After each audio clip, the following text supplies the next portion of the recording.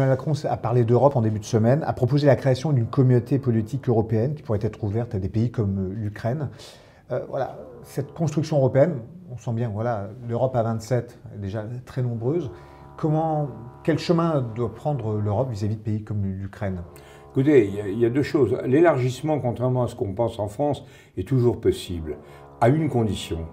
C'est qu'on change les méthodes de gouvernement. On ne peut pas gouverner l'Europe. Ça prendra des décennies. Mais ça prend des décennies, si on veut que ça prenne des décennies. Oui, c'est ce que dit, c'est le mot qu'a employé le président de la République. Oui. À partir du moment où vous avez 13 États qui ne veulent pas changer le traité, on peut quand même changer des choses sans changer le traité. Enfin, l'article 48 du traité de l'Union européenne autorise plusieurs possibilités, notamment ce qu'on appelle la clause passerelle, qui est de décider à l'unanimité qu'on passe à la majorité qualifiée. C'est beaucoup plus léger comme procédure qu'une véritable révision du traité. Mais enfin, c'est très dur, et nous avons eu une réaction de 13 États qui disent « nous, on veut rester au statu quo ». Donc à ce moment-là, le président français dit on va pas laisser les Ukrainiens à la porte. Or, autant c'est difficile de les intégrer, compte tenu de ce qu'est la société ukrainienne, de les intégrer dans les institutions, autant les intégrer politiquement, c'est très faisable. C'est très faisable d'avoir Zelensky au Conseil européen, si je puis dire,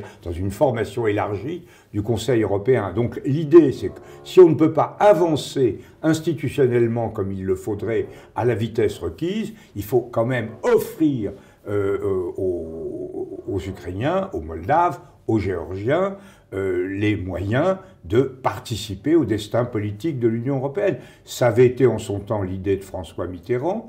C'est une idée qui a été développée en Italie par mon ami Enrico Letta, qui est quand même le patron du principal parti de la majorité de Draghi. C'est une idée qui donc est à son tour formulée par Emmanuel Macron. Je crois qu'il faut réfléchir à ça et essayer de bâtir un outil pragmatique qui nous permette d'offrir aux Ukrainiens la participation politique à un système que sans doute ils ne peuvent pas avant longtemps intégrer techniquement.